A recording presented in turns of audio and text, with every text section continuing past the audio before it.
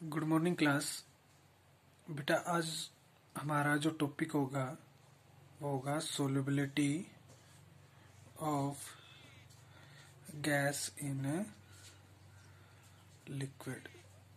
Solubility of gas in liquid हमने पिछले class में क्या पढ़ा था? Solubility of solid in liquid पढ़ा था। ठीक है, आज हम पढ़ेंगे solubility of gas in liquid. तो यहाँ पे जो हमारा अमाउंट ऑफ सोल्यूट, ठीक है, अमाउंट ऑफ सोल्यूट यानी कि जो सोल्यूट रहेगा वो क्या रहेगी? गैस रहेगी। ठीक है, और डिजोल्व किसके अंदर होगी? लिक्विड के अंदर। ठीक है, तो अगर इस solubility of gas in liquid को डिफाइन करेंगे तो हम कैसे डिफाइन करेंगे? हम कहेंगे कि the solubility of gas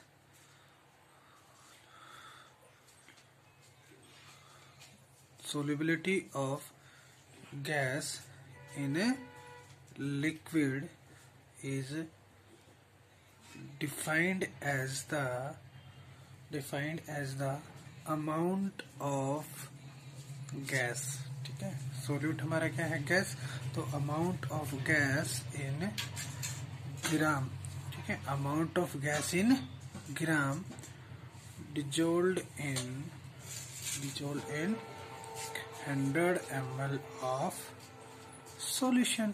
100 ml of solution वो क्या कहलाएगी? Solubility of gas in liquid कहलाएगी। कि क्या, कितना अमाउंट ऑफ गैस, ठीक है, कितनी अमाउंट ऑफ गैस किसके अंदर? 100 ml ऑफ सॉल्यूशन के अंदर डिजोल्व हो रही है, वो कहलाएगी solubility of gas in liquid. Clear हो गया? अब आता है क्या कि इसके फैक्टर अफेक्टिंग, इसके फैक्टर अफेक्टिंग, किस पे कौन कौन से फैक्टर अफेक्ट करते हैं? फैक्टर अफेक्टिंग कि इस पे कौन कौन से फैक्टर अफेक्ट करते हैं। तो सबसे पहला फैक्टर होता है वो होता है नेचर ऑफ द सोल्यूट। और सोल्यूट कौन है हमारा? गैस। तो nature of the gas, gas का नेचर इस पे डिपेंड करता है। ठीक है, तो इसमें जो हमारा फर्स्ट हम क्या कह सकते हैं कि भाई ये कह सकते हो कि all gases are real, all gases are real but some real gas are ideal gas. Ideal gas कहता है कि सभी गैसेज रियल होती हैं बट कुछ रियल गैसेज क्या होती हैं? आइडियल गैस होती हैं। तो इसमें क्या होगा? अगर किसी भी गैस का क्रिटिकल टेम्परेचर, ठीक है, क्रिटिकल टेम्परेचर कितना ज्यादा होगा, जितना ज्यादा उसका क्रिटिकल टेम्परेचर होगा उतनी ही ज्यादा उसकी लिक्विफिकेशन होगी। ठीक है, क्रिटिकल टेम्परेचर जितना ज्यादा उतनी ही ज्यादा उसकी लिक्विफिकेशन और उतनी ही ज्यादा उसकी सोल्युबिलिटी। ठीक है, फर्स्ट पॉइंट ये कह सकते हो कि किसी भी गैस का जितना ज्यादा क्रिटिकल टेम्परेचर उसकी उतनी ही ज्यादा लिक्विफिकेशन और उसका उतना ही ज्यादा सोल्युबिलिटी भी होगी। या दूसरा पॉइंट इसमें ये कह सकते हो गैस में कि आपने प्रिंसिपल जो पढ़ा था लाइक डिजोल्व लाइक वाला, जो solubility of solid in liquid में पढ़ा था, तो वो प्रिंसिपल भी यहाँ काम करेगा। लाइक डिजोल्व लाइक मतलब जो पोलर गैस होगी वो किसमें? पोलर सॉल्वेंट के अंदर डिजोल्व होगी। जो नॉन पोलर गैस होगी वो नॉन पोलर सॉल्वेंट के अंदर डिजोल्व होगी। पोलर गैस पोलर सॉल्वेंट के अंदर, यानी कि पोलर गैस लगा लो आपकी अमोनिया गैस हो गई, हाइड्रोजन सल्फाइड गैस हो गई, ये सारी क्या है? पोलर गैस है। और पोलर सॉल्वेंट यानी कि आपका वाटर। तो ये सारी गैसेस किसके अंदर सोल्यूबल हो जाएंगी? वाटर के अंदर सोल्यूबल हो जाएंगी। दूसरा नॉन पोलर गैसेस में आपकी क्या आती है? ऑक्सीजन आती है, नाइट्रोजन आती है, हाइड्रोजन आती है, ये सारी क्या है? आपकी नॉन पोलर गैसेज हैं। और ये किसके अंदर है? Non polar solvent. इथेनॉल हो गया तो नॉन पोलर के अंदर क्या हो जाएगी? सोल्यूबल हो जाएगी। तो लाइक डिजोल्व लाइक वाले प्रिंसिपल पे भी काम कर रही है कि पोलर गैस पोलर सॉल्वेंट के अंदर डिजोल्व होगी, non polar gas non polar solvent के अंदर डिजोल्व होगी। तो ये पहला था factor affecting nature of the gas. अब दूसरा फैक्टर अफेक्टिंग आता है, वो आता है टेम्परेचर का। ठीक है, टेम्परेचर में क्या होता है, सिर्फ कंडीशन पहले ही होती है। अगर प्रोसेस आपकी क्या है, प्रोसेस आपकी कैसी है, एक्सोथर्मिक है। एक्सोथर्मिक मतलब डेल्टा एच क्या है, नेगेटिव है। डेल्टा एच क्या है, नेगेटिव। तो जो अमाउंट ऑफ सोल्यूट है वो क्या है, गैस, सॉल्वेंट और सॉल्यूशन। और हीट एनर्जी आपकी क्या हो रही है, रिलीज्ड हो रही है। हीट एनर्जी आपकी क्या हो रही है, रिलीज। तो अमाउंट ऑफ सोल्यूट गैस हो गई, सॉल्वेंट के अंदर डिजोल्व होगी, मिल क्या गया, सॉल्यूशन प्लस हीट एनर्जी आपकी क्या हो रही है, रिलीज हो रही है। तो वही ली चैटलियर प्रिंसिपल क्या कहेगा आपको, ली चैटलियर प्रिंसिपल ये कहता है कि अगर आप क्या करते हो, टेम्परेचर इंक्रीज करते हो, ठीक है, टेम्परेचर इंक्रीज करते हो तो जो सोल्यूबिलिटी होती है वो क्या हो जाएगी, डिक्रीज हो जाएगी। सोल्यूबिलिटी क्या हो जाएगी, डिक्रीज हो जाएगी। ठीक है, कौन कहता है ये, ली चैटलियर प्रिंसिपल कहता है कि अगर आप सोल्यूबिलिटी को इंक्रीज करोगे तो आपको टेम्परेचर कम रखना पड़ेगा। अगर टेम्परेचर के साथ सोल्यूबिलिटी क्या होती है, डिक्रीज हो जाती है। सपोज करो बेटा आपके पास क्या है, ये कोई भी कंटेनर है, ये अपने पास क्या है, लिक्विड, ठीक है, और ऊपर सरफेस पे क्या रहेगा, ऊपर सरफेस पे क्या रहेगा, मान लीजिए ये किसके पार्टिकल्स हो गए, गैस के पार्टिकल्स हो गए, ये हो गई गैस। ठीक है, ये क्या है, हम टेम्परेचर इंक्रीज कर रहे हैं।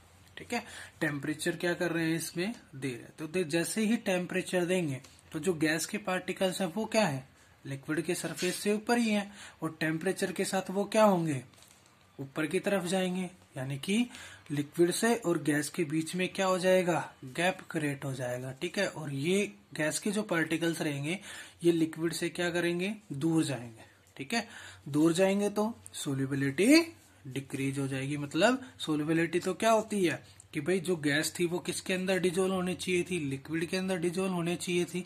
लेकिन जैसे ही आप टेम्परेचर इंक्रीज कर रहे हो तो ये गैस के पार्टिकल क्या हो रहे हैं, लिक्विड से दूर जा रहे हैं। लिक्विड से क्या हो रहे हैं, दूर जा रहे हैं, और दूर जा रहे हैं तो भाई ये इसके अंदर सोल्यूबल नहीं होगा। तो क्या हो गया, टेम्परेचर के साथ क्या हो रही है, टेम्परेचर जितना बढ़ा रहे हो सोल्यूबिलिटी उतनी घट रही है, सोल्यूबिलिटी उतनी ही डिक्रीज हो रही है।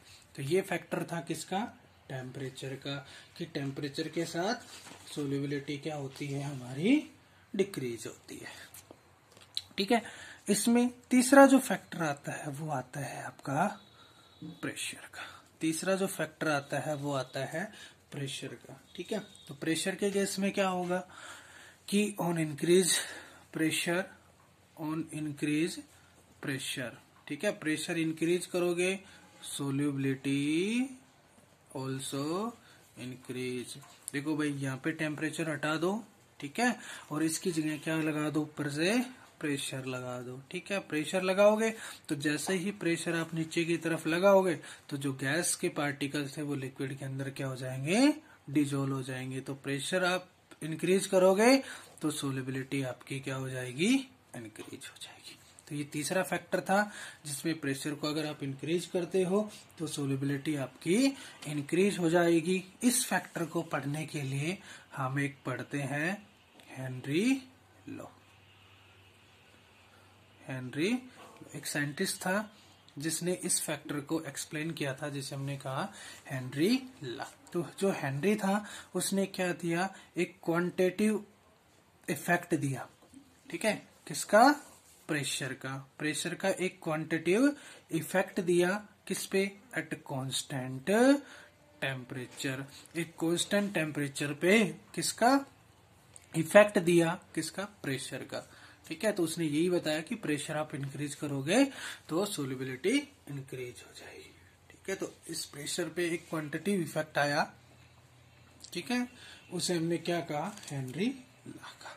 तो देखो ये क्वांटिटेटिव इफेक्ट या हेनरी लॉ क्या कहता है आपको, देखो हेनरी लॉ क्या कहता है? हेनरी लॉ ये कहता है कि mass of the dissolved gas, mass of the dissolved gas in a liquid, भाई किसी भी लिक्विड में मास ऑफ द डिजोल्ड गैस यानी कि m at constant temperature is directly proportional to pressure applied on that solution।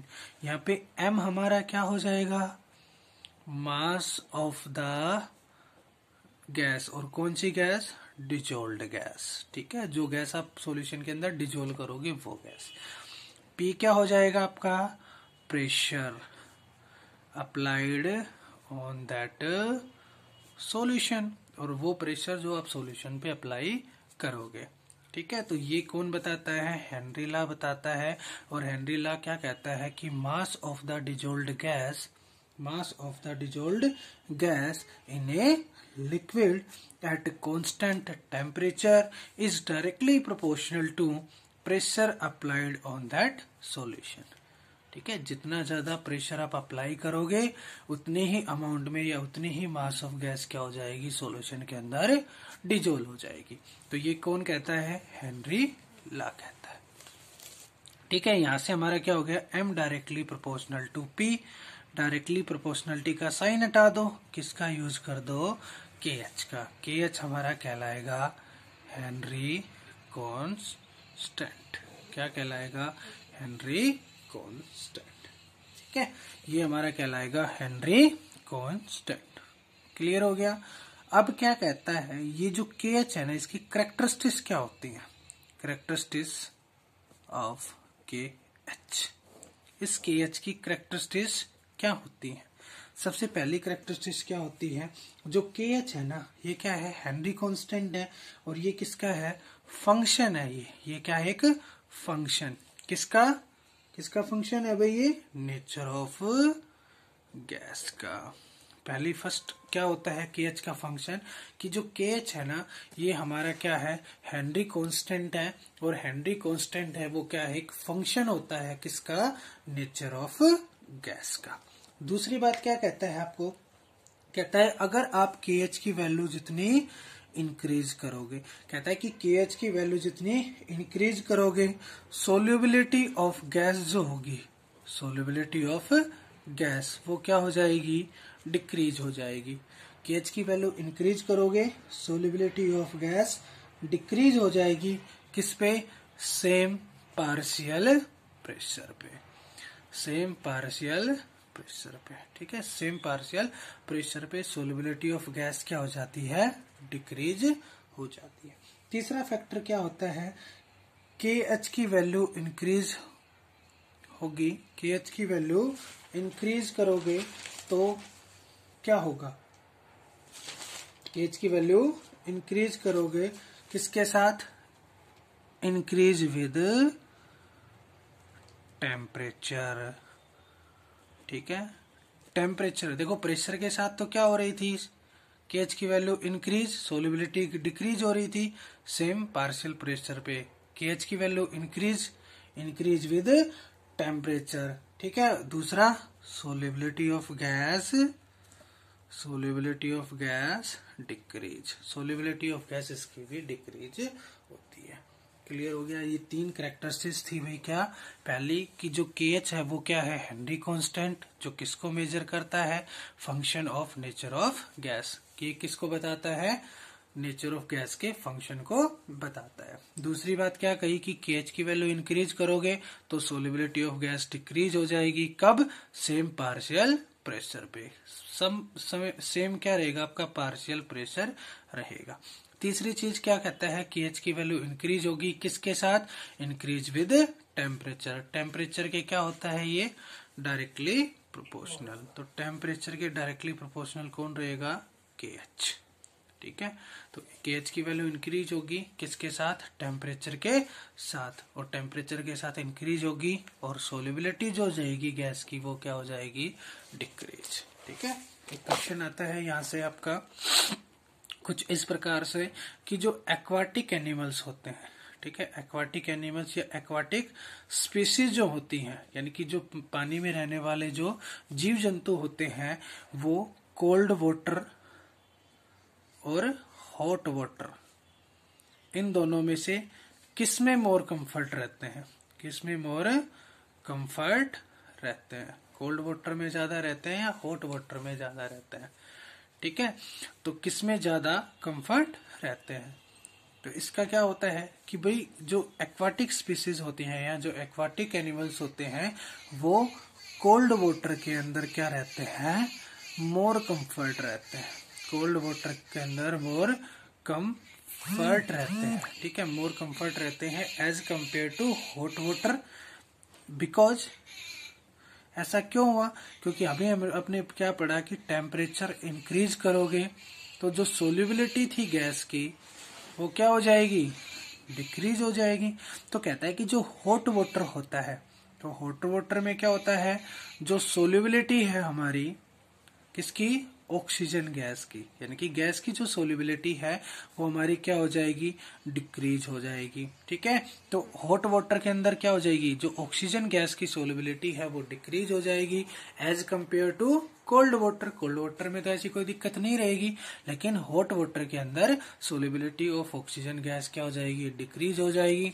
और decrease हो जाएगी तो जो एनिमल्स होंगे या जो स्पीसीज होगी एक्वाटिक एनिमल्स, उनको सांस लेने में तकलीफ होगी। इसी वजह से जो हॉट वाटर के कंपैरिजन में कोल्ड वाटर के अंदर ये स्पीसीज क्या होती है, मोर कंफर्टेबल रहती है। इसके बाद क्या आ जाती है इसकी लिमिटेशंस, लिमिटेशन ऑफ हेनरी ला। ठीक है, लिमिटेशन ऑफ हेनरी ला। ठीक है, हेनरी ला की लिमिटेशंस आ जाती हैं। तो इसकी दो लिमिटेशन होती हैं। फर्स्ट लिमिटेशन है तो जो क्या होती है, जो गैस होती है ना वो क्या होनी चाहिए, शुड बी आइडियल होनी चाहिए। क्या होनी चाहिए, शुड बी आइडियल, यानी कि गैस जो होनी चाहिए वो क्या होनी चाहिए, आइडियल होनी चाहिए। मतलब कि वो क्या रखे, हाई प्रेशर और लो टेम्परेचर। इस कंडीशन को फॉलो करना चाहिए कि उसका प्रेशर तो क्या होना चाहिए, हाई होना चाहिए, और उसका टेम्परेचर क्या होना चाहिए, लो होना चाहिए। ठीक है, आइडियल गैस होनी चाहिए। दूसरी क्या कहते हैं, जो गैस होती है ना वो do not cause any dissociation,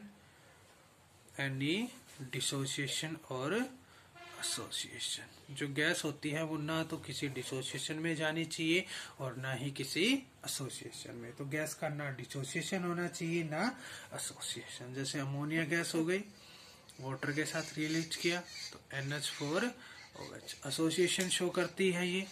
दूसरी HCl है, डिसोसिएट हो जाएगी H पॉजिटिव और Cl नेगेटिव। ये एक्वस में, ये भी एक्वस में, और ये क्या थी, गैस थी। तो ये क्या हो गया, एसोसिएशन, और ये क्या हो गया, डिसोसिएशन। तो कहता है क्या, हेनरी ला की एप्लीकेशन लिमिटेशन रही कि गैस ना तो किसी एसोसिएशन में जानी चाहिए और ना ही किसी डिसोसिएशन में। ठीक है, तो ये क्या हो जाती है, हेनरी ला की लिमिटेशन हो जाती है। ठीक है, एक बार दोबारा रिपीट कर देते हैं इसको जल्दी से। क्या बताया आज कि भाई solubility of gas in liquid हम पढ़ रहे थे। तो solubility of gas in liquid क्या होती है कि solubility of gas in liquid क्या हो जाएगी कि जो अमाउंट ऑफ गैस है हमारी in gram dissolved in 100 ml of solution, ये हमारी क्या हो जाएगी, solubility of gas in liquid.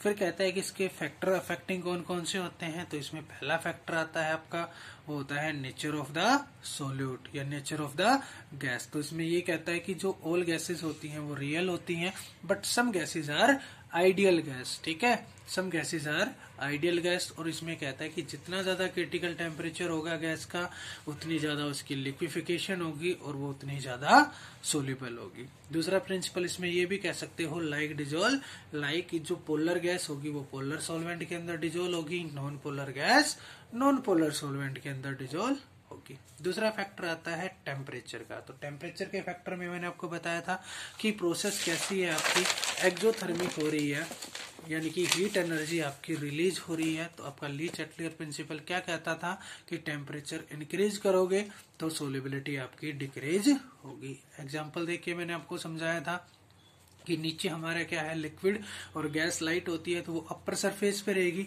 जैसे ही टेम्परेचर इंक्रीज करोगे तो ये गैस के जो पार्टिकल्स हैं ये लिक्विड से क्या हो जाएंगे, दूर चले जाएंगे, अवे हो जाएंगे, और अवे हो जाएंगे तो ये इसके अंदर सोल्यूबल नहीं होगा, तो सोल्युबिलिटी क्या हो जाएगी, डिक्रीज हो जाएगी। तीसरा फैक्टर बताया था प्रेशर वाला, तो प्रेशर वाले इफेक्ट में क्या बताया कि जैसे आप प्रेशर इंक्रीज करोगे सोल्युबिलिटी ऑफ गैस क्या हो जाएगी, इंक्रीज हो जाएगी। तो ऊपर से अगर आप प्रेशर लगाओगे, यहाँ से देखो प्रेशर अगर आप लगाओगे तो गैस होगी वो किसके अंदर डिजोल्व हो जाएगी, लिक्विड के अंदर। तो प्रेशर के साथ सोल्युबिलिटी क्या होती है, इंक्रीज होती है। इस बात को एक्सप्लेन करने के लिए कौन आया, हेनरी ला आया। ठीक है, हेनरी ला ने क्या किया, इस बात को एक्सप्लेन किया। तो उसने क्या दिया, एक क्वांटिटेटिव इफेक्ट दिया, किसका, प्रेशर का। प्रेशर का ही इफेक्ट दिया, कब, एट कांस्टेंट टेम्परेचर पे। ठीक है, कांस्टेंट टेम्परेचर पे उसने प्रेशर का इफेक्ट दिया। ठीक है, जिसने बताया कि अगर आप प्रेशर बढ़ा रहे हो तो सोल्युबिलिटी इंक्रीज होगी। तो हेनरी ला ने वही कहा। हेनरी ला ने कहा कि m directly proportional to p, यानी कि m मतलब कि mass of the dissolved gas. जो गैस आपको क्या करनी है, जो गैस का अमाउंट ऑफ गैस है वो आपको डिजोल्व करनी है किसके अंदर, सोलवेंट के अंदर।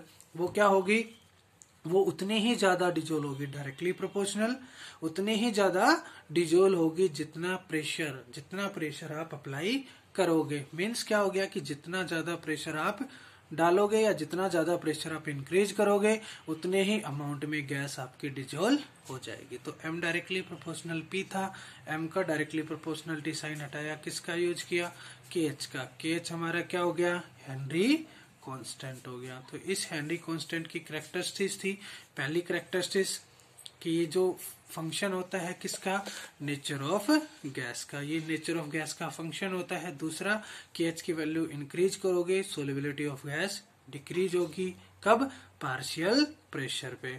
तीसरी चीज क्या बताई कि एच की वैल्यू इंक्रीज होगी किसके साथ, जब टेम्परेचर इंक्रीज करोगे। टेम्परेचर के साथ के एच की वैल्यू इंक्रीज होगी लेकिन सोल्युबिलिटी ऑफ गैस क्या हो जाएगी, डिक्रीज हो जाएगी। इसी वे पे क्या क्वेश्चन आ जाता है, यही क्वेश्चन आता है कि जो एक्वाटिक स्पेसीज होती हैं ये मोर कंफर्ट होती हैं किसमें, कोल्ड वाटर में। ठीक है, तो इसका रीजन क्या हो गया कि जो हॉट वाटर है उसमें क्या है, हाई टेम्परेचर है, टेम्परेचर हाई है, और टेम्परेचर हाई है तो वहां पे जो ऑक्सीजन गैस होती है उसकी सोल्युबिलिटी लिक्विड के अंदर क्या हो जाएगी, कम हो जाएगी। इसी वजह से जो एक्वाटिक एनिमल्स होते हैं उनको दिक्कत क्रिएट होती है। फिर क्या कहता है कि इसकी लिमिटेशन क्या होती है, हेनरी ला की दो लिमिटेशन होती है। पहली लिमिटेशन ये होती है कि जो गैस हमारी होती है वो बिहेव करनी चाहिए किसकी तरह, आइडियल गैस की तरह। ठीक है, gas should be behave as a ideal gas, और आइडियल गैस की कंडीशन क्या होती है कि उसका हाई प्रेशर होना चाहिए, दूसरी बात उसका लो टेम्परेचर होना चाहिए। ठीक है, और दूसरी कंडीशन क्या हो गई कि जो गैस होगी वो किसी भी डिकम्पोजिशन और एसोसिएशन, यानी कि डिसोसिएशन और एसोसिएशन उसमें नहीं जाना चाहिए, यानी कि गैस ना तो एसोसिएट होनी चाहिए ना ही डिसोसिएट होनी चाहिए। ठीक है, तो एग्जांपल लिमिटेशन हो गई कि अमोनिया गैस हो गई, ये भी क्या हो गया, एसोसिएट हो गई, HCl गैस हो गई, ये डिसोसिएट हो गई। तो ये इसकी क्या होगी, दो लिमिटेशन हो गई। ठीक है, तो ये इसकी लिमिटेशन होगी। होप सो आज जो पढ़ाया आपको सभी को समझ में आया होगा। ठीक है, इसके बाद इसकी बायोलॉजिकल एप्लीकेशन होंगी, वो हम आपको नेक्स्ट लेक्चर में कराते हैं।